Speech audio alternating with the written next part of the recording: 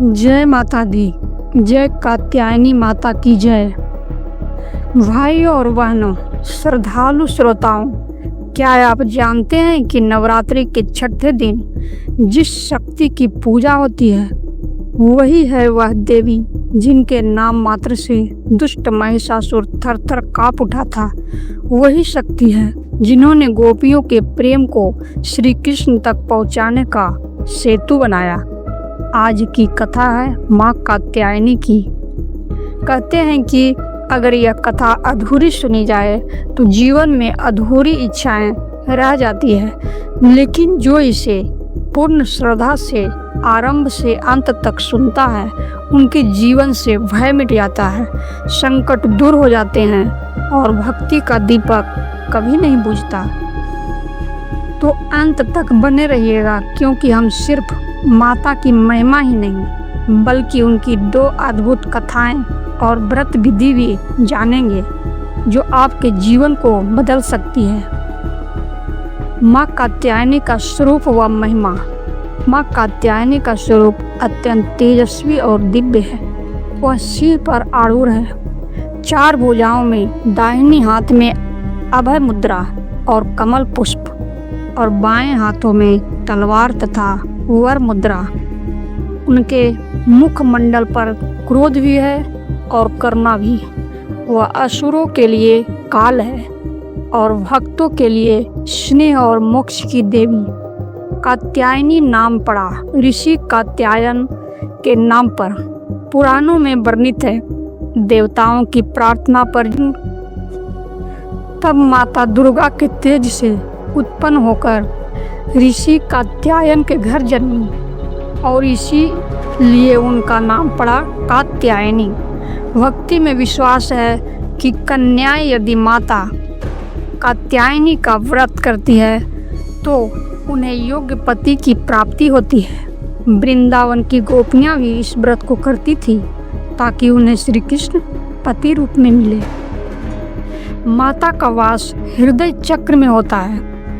साधक जब इस चक्र पर ध्यान करते हैं तो उन्हें शक्ति, सौंदर्य और धर्म का आशीर्वाद प्राप्त होता है। महिषासुर का वध। महिषासुर वह असुर है जिसने अपनी तपस्या से ब्रह्मा जी से वरदान पाया कि कोई देवता उसे पराजित न कर सके। अहंकार से भरकर उसने तीनों लोकों में आतंक मचा दिया। देवताओं का स्वर्ग छिन गया। देवगण विष्णु और शिव के पास पहुंचे। सबने अपनी शक्ति एकत्र की और उस संयुक्त तेज से प्रकट हुई महाशक्ति माँ कात्यायनी। सिंह पर सवार स्वर्णिम आभा, चारों दिशाओं में गूंजती घोषणाएं, जय माता दी। महिषासुर ने युद्ध छेड़ा। कभी वह महिष भैंसा बनकर दौड़ता, कभी सिंह, कभी हाथी तो कभी मनुष्य का रूप लेता, लेकिन माता की तलवार की एक एक चोट उसे कमजोर करती चली गई। 3 दिन और 3 रात युद्ध चला। चौथे दिन माँ कात्यायनी ने अपनी शक्ति से महिषासुर को धराशायी कर दिया। उसका अंत हुआ और देवताओं ने पुनः स्वर्ग पाया। यही कारण है कि माँ कात्यायनी को असुर संहारिणी कहा जाता है। गोपियों का कात्यायनी व्रत। वृंदावन की गोपियाँ जो श्री कृष्ण के प्रेम में पूर्णतः समर्पित थी, उन्होंने एक संकल्प किया। मार्गशीर्ष माह में वे यमुना किनारे जाकर व्रत करने लगी। सुबह सुबह स्नान करती और कात्यायनी माता का ध्यान करती। कात्यायनी महामाये महायोगिना धीरेश्वरी।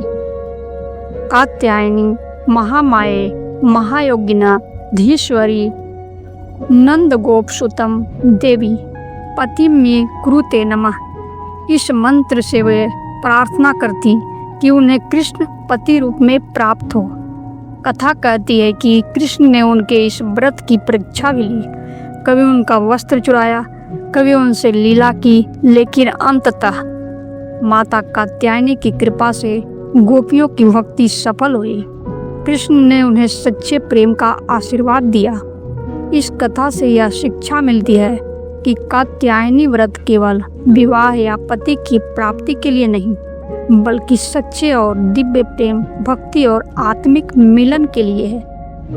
व्रत विधि और लाभ। नवरात्रि के छठे दिन माँ कात्यायनी की पूजा का विशेष महत्व है।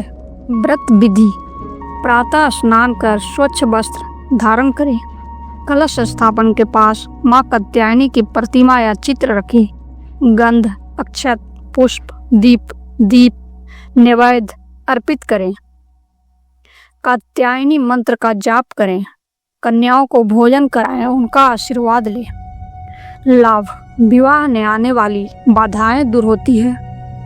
परिवार में सुख शांति आती है। आत्मबल और सौंदर्य की प्राप्ति होती है। भक्त को धर्म, अर्थ, काम और मोक्ष चारों पुरुषार्थ सहज मिलते हैं।